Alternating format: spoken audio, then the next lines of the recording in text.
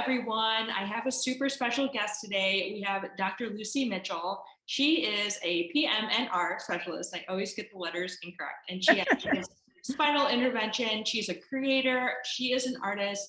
And she's going to tell us a little bit more about herself, her journey, and we get to hear about her art. So I'm so excited for you to tell us more about yourself, Dr. Mitchell, and to talk more about your art today. Well, thank you very much for having me. This is a pleasure, and I'm looking forward to this. A little bit about me is I am originally from Canada, so born and raised in Montreal, and so English is my third language. Oh my goodness! So you got French. Yep, I have French and also Creole. My parents are from Haiti, and so we learned their language as well. And then when I came to the States, I went to Boston. I didn't know not one word of English, so that was the whole totally different. That was a game changer trying to learn English. I'm still learning English. You know, it's been over like 30 years, but it's one of those languages that it's like, oh, you got words that sound the same, look the same. And I'm like, you know what? I figure it out as I go. Wow. And that's so interesting too, because depending on where you live, right, English isn't English.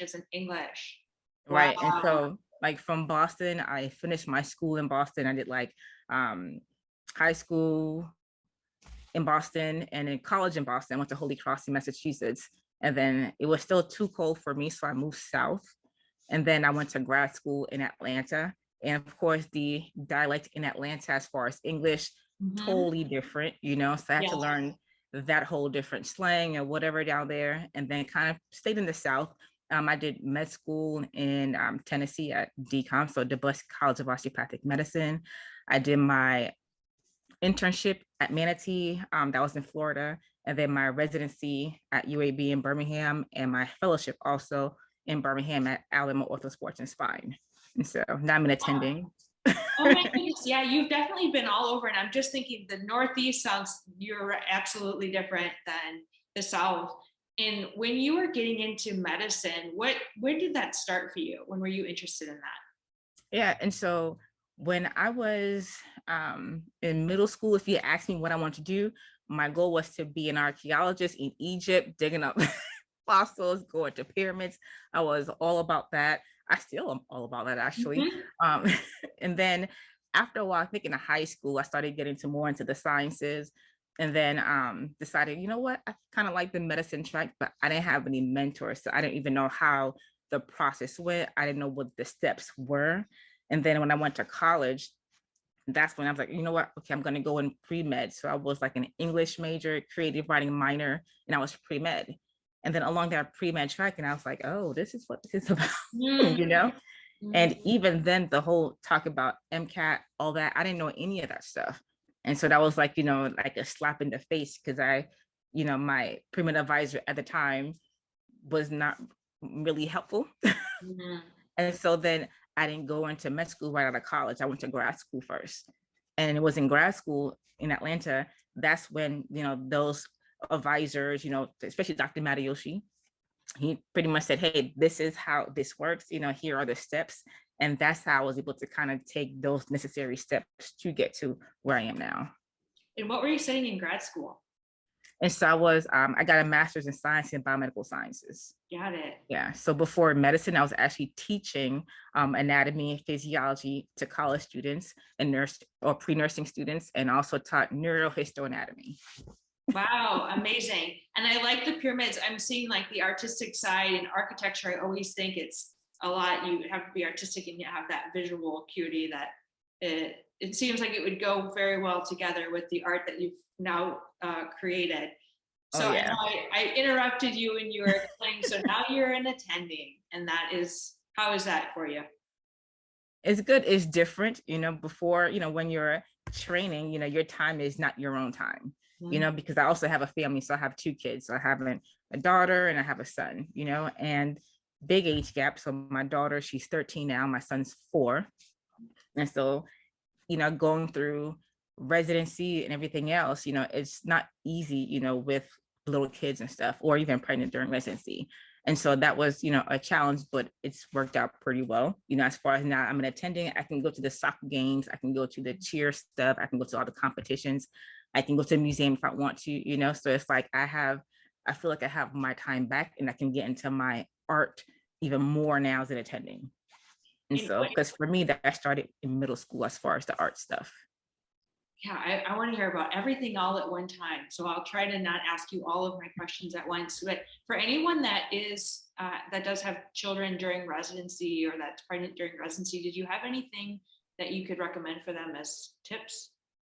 Yeah, my biggest thing for me was having, a tribe. So like your support system.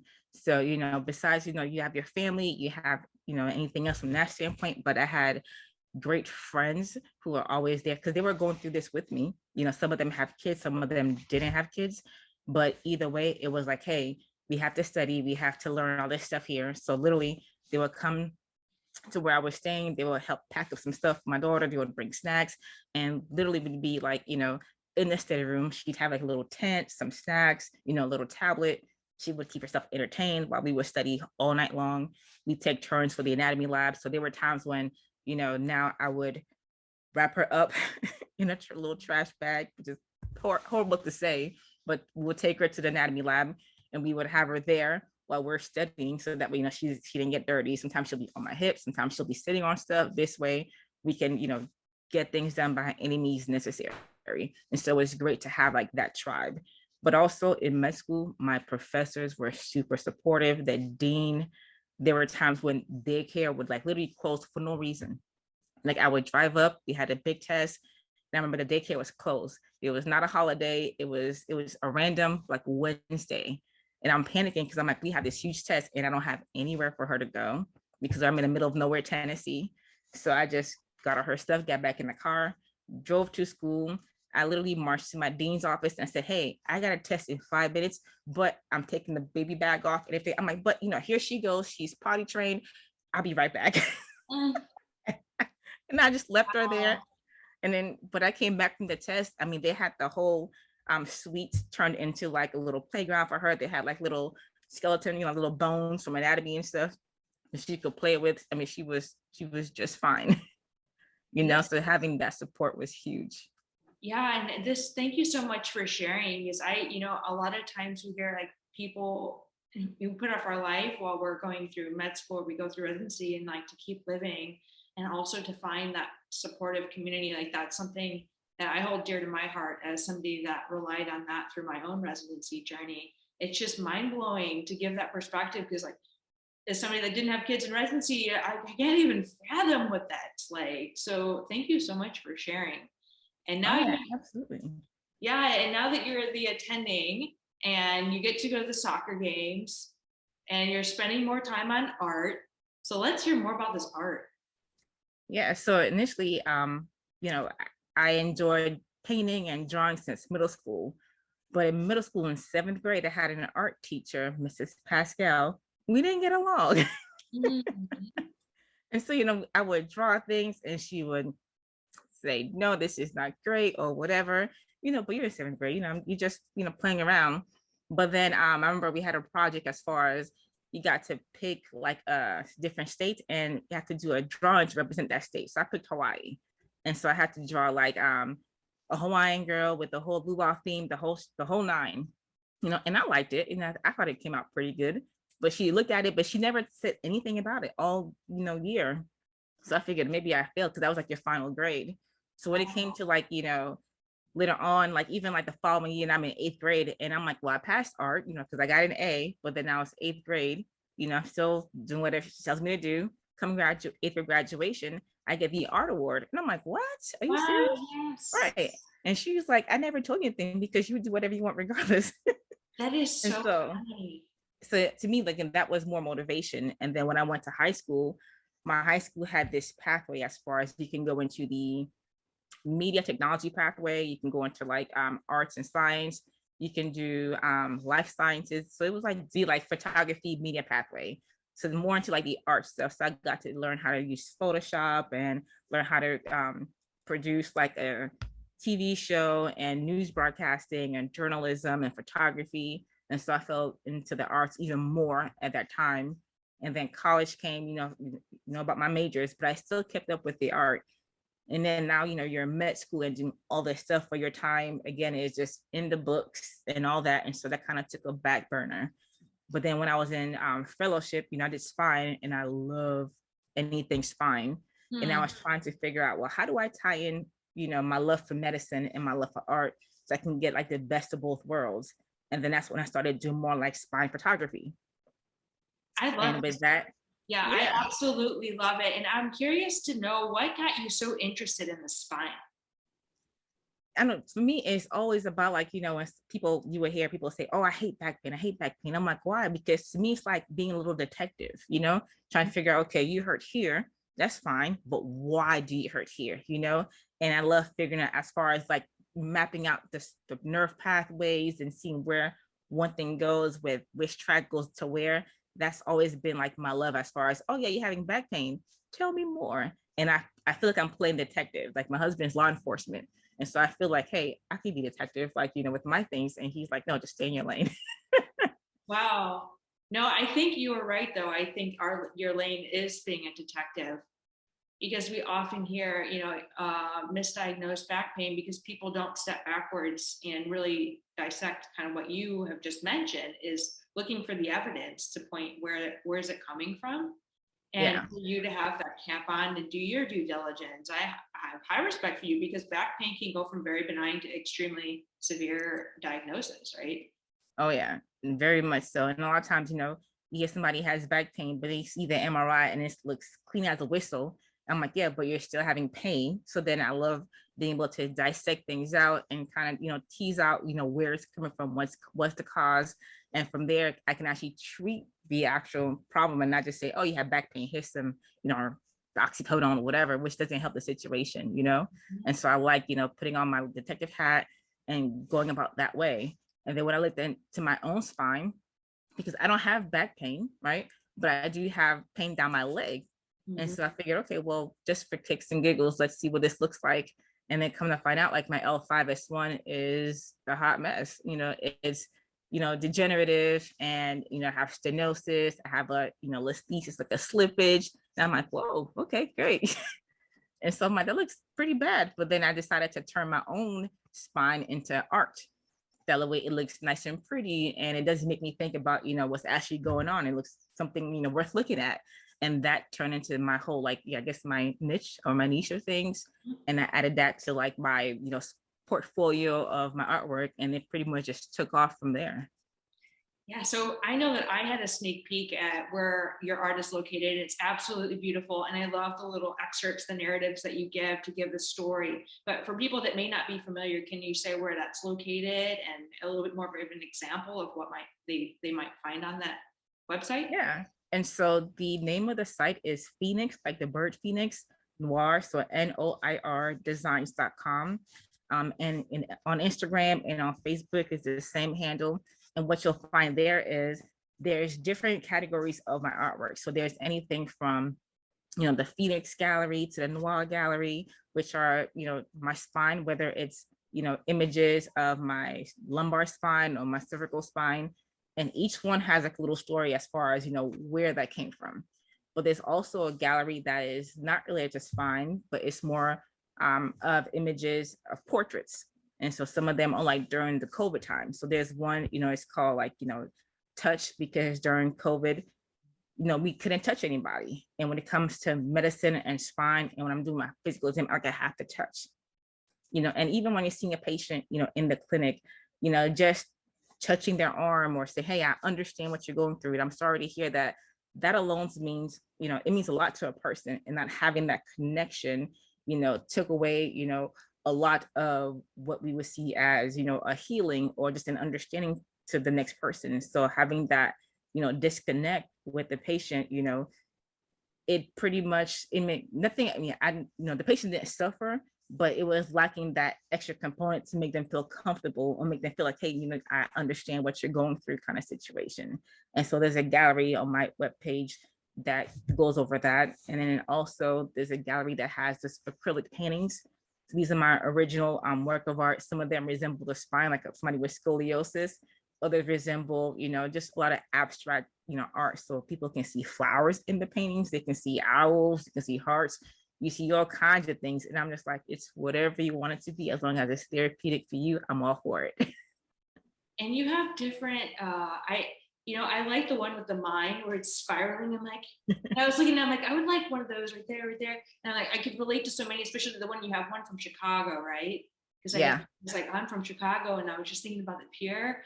And then when I was dropping down, you have different kind of formats. Can you, as somebody that's not well versed in art, can you explain the different formats and like what you recommend for, what, like how people decide which format to get? Yeah. And so for example, like there are formats that are a canvas format. And so with the canvas, they're a little bit thicker, in dimension. And so they kind of like stick off the wall. So if somebody wanted like more of like a 3D kind of feel, they can always order like a canvas, because it's, they come in different thicknesses, but they're pretty nice and thick. And then there's certain places where somebody may want something that's 3D, but not so much sticking out at you.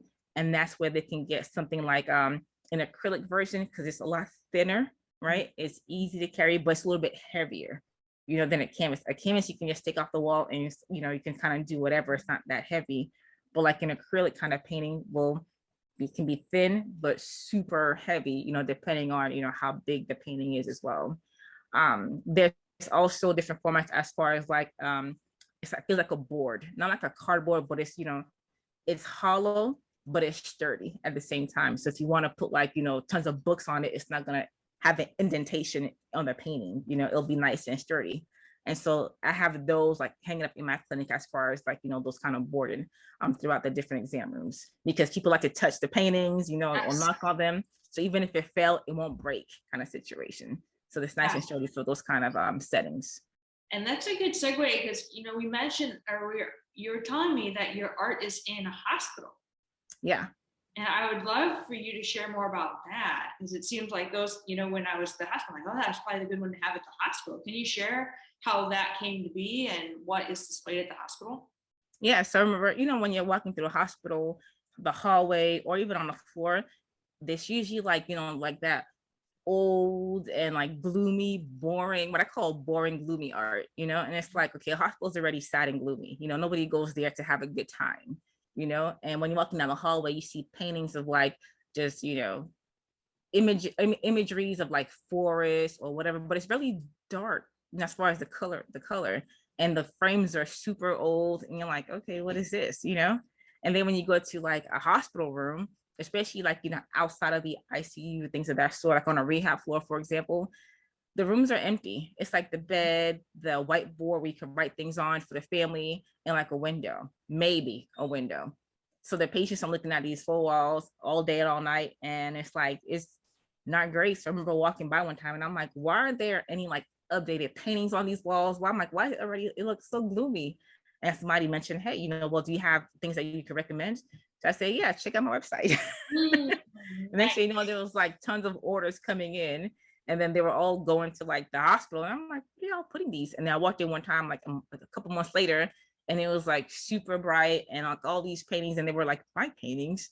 And I was like, oh, wow. And then patients would say, this is a nice place to be. This is fun. I'm like, yes, I agree. So that's how that came to be. I love that. So when I was in North Carolina, one of my outpatient physicians made their clinics. It was a women's physician, or a physician that only treated women, mostly. And she made the clinic environment feel like home. And I contrasted it to the hospital, and it's exactly what you said. I went from like that extremely sterile feeling to then that clinic, and I feel like, oh, I like going here. And then I worked, as my first attending job was last year, and the same thing, there was art along the way, and it made such a profound difference. And the stories that you have with your art, like that's what sticks out. It's like, because it's not just a painting, it's a painting with a story. And then you get to know the person behind it. For any hospitals that are listening, anyone with a clinic, like check out this work. It's pretty fantastic. And where else are you presenting your artwork? Yeah, and so recently I submitted my artwork to like Art and Soul. It's going to be an art exhibit in Idaho. So my artwork was accepted, so it'll be there this summer. So I'm super excited. And the piece that's going to be going there is one of my lumbar abstract pieces. It's like one of the black and white pieces that's there, and it's of my spine, but like just like a not a weird way, but it's almost like a tilted, you see like half of the spine, well, I can see the spine, but everybody else sees something different. But it's Mhm. like, you see a portion of my spine and it looks like it could be a mask the way you look at it. Because I always get, oh, is that a mask or from like the Mask of the Opera or something? I'm like, it's whatever you want it to be. But That's I'm still super happy about that one. when you're working so much with spines, do you tend to see like if I look at a cloud, I usually see like my first profession was teeth, and I remember I saw teeth everywhere. Is that what it's like? Like, can you create a spine about just about everything that you see? Yeah, it's funny you say that because I made like this abstract acrylic painting, and to me it just looked like, I didn't have anything as far as what it looked like. It was just a painting. And then so it was dried. I happened to just put it on the wall, like lit up against the wall. And it was next to one of my spine models. Again, I thought nothing about it because I just put it against the wall. I took a picture of it, put it on Facebook, and then that picture like just took off like in this art community and went viral like in an art community. It was like, wow, is Wow. that somebody with scoliosis? Is that their spine? And I'm like, what? And I was like, oh, no, not intentional. I just put it there because it was done drying. But then when I take a step back and I'm like, you know what? It looks like somebody with scoliosis as far as how that painting came about. And so I'm like, well, so I think on my website, I called it scoliosis with a little explanation as far as, what that is, because it, when I look at it, I can't unsee a scoliotic spine. So Wow. Your journey, I love, everything that you've had, all the aspects coming from Canada, speaking 3 languages, and then going all over the United States, learning English is an English is an English, and then thinking you're going to be well, I mean, I would be interested to know, are we going to be incorporating some of the Egyptian pyramids, or where does that stand for you? oh yeah, I definitely want to. Like, I still have a huge interest, in anything Egypt. And so my goal is to still go there and incorporate a lot of that like photography and turn those imageries into some abstract pieces. So that is still a big goal of mine, like for sure.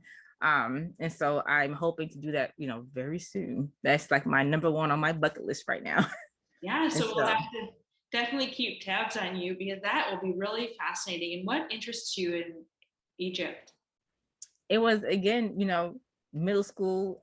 I spoke decent English at that point, and I remember going through. We were in world history, and I'm looking through all the different, aspects as far as you learn about the Mayans, the Aztecs, the whole shebang, and now it's Egypt, and just seeing the architecture. I'm like, holy cow, how did they do this?